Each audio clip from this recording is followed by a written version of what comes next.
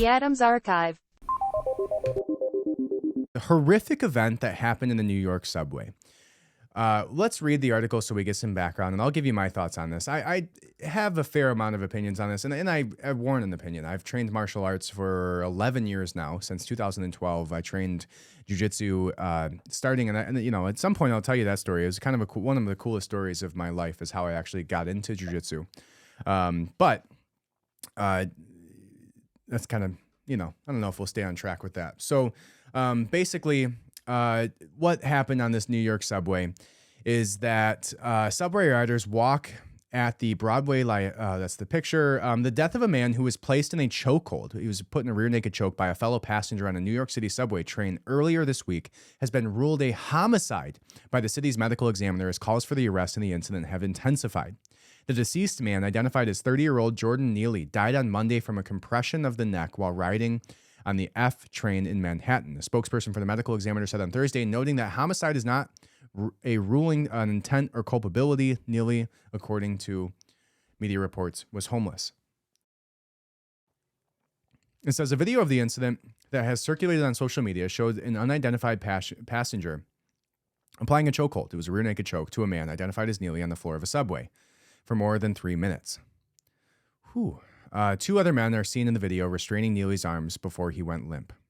Reuters could not verify the authenticity of the video. It's real. I can tell you, you don't want to.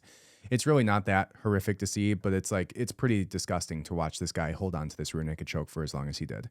Neely was known to impersonate Michael Jackson, dressing and dancing like legendary music artists on New York busy trains and stations. The altercation occurred after he boarded the train and began saying he was hungry and ready to die.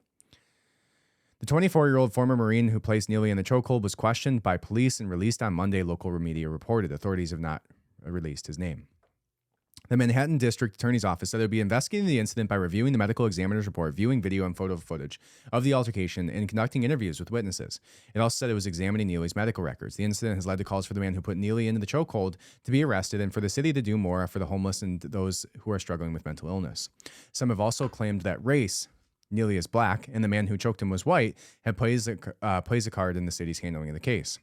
Democratic U.S. Representatives AOC, whose district includes neighborhoods in the New York City boroughs of the Bronx and the Queens, said Neely was murdered.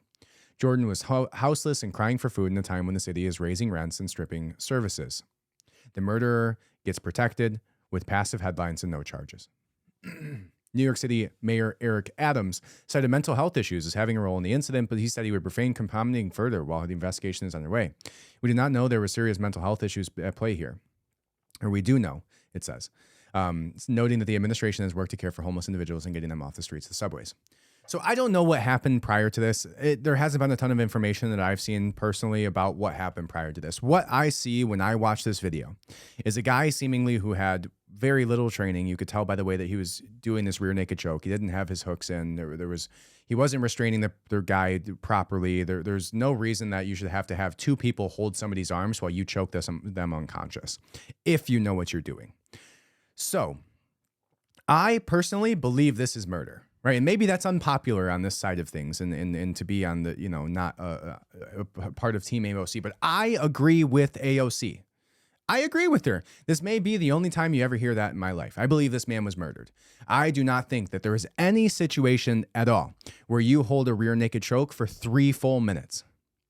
If that's how long it was. The video showed maybe 45 seconds or 30 seconds. I think what happened was atrocious. I think that if you are actually somebody who should be applying a rear naked choke, you should be able to constrain and restrain somebody properly, especially some crackhead on a train, without having to hold a rear naked choke for 3 straight minutes. I would never do that to somebody, even if, unless my life was in danger and you have a knife and you are actively trying to murder me, then yeah, maybe I'll hold it a little bit longer than if we were training in the gym. But if you are somebody who has engaged in combat, in combat sports, in jiu-jitsu, in MMA, or you're a Marine who had a little bit of training, enough to be able to restrain, you should have enough training if you're going to use that to restrain somebody without utilizing it that way. You know when you choke somebody unconscious. And when you choke somebody unconscious, you have about 30 seconds or so maybe a little bit longer, maybe a little bit less, depending on the person. But generally, if you hold it and you keep holding it, that person's going to die. You are restricting what they said there was like wrong. It said something about his, what did it say? There was no charges. I agree. Crazy. What did it say? Something about restricting his airflow. 2 men in the video restraining Neely's arms before he went limp. The deceased man identified as 30. A spokesperson said the medical examiner noting that homicide was not ruling the intent. He was homeless. Where did it go? What did they say? I don't know.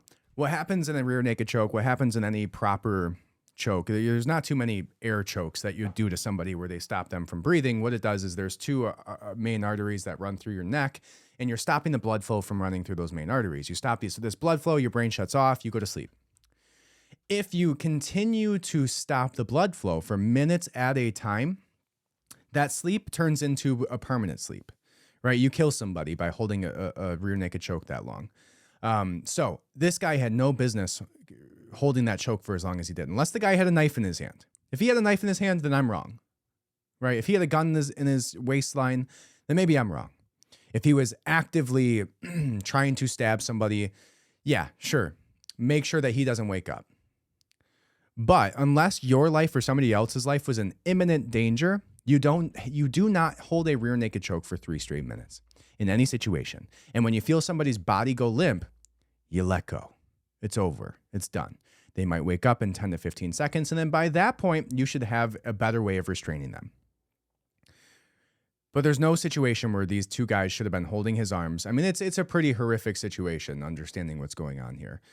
2 guys holding somebody else's arms while another guy chokes him to death is like not something that you want to watch or be a part of. It's pretty crazy. I think this guy should go to jail. I think this guy should actively be tried for murder. We should find out more about what was happening here. It doesn't seem like there was any evidence here that somebody's life was in imminent danger. All we heard about was this guy's homeless. So yeah, I think they're going soft on this guy. I don't know if that's due to his race. I don't know if that's due to but with the video, it just doesn't make any sense to me why this guy continues to choke him.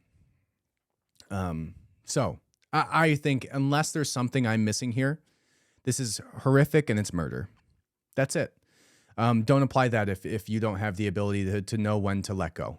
And also, if you are capable of applying that to a random citizen who's not actively capable of fighting back properly, you should be able to restrain them without choking them to death. That's just my 2 cents.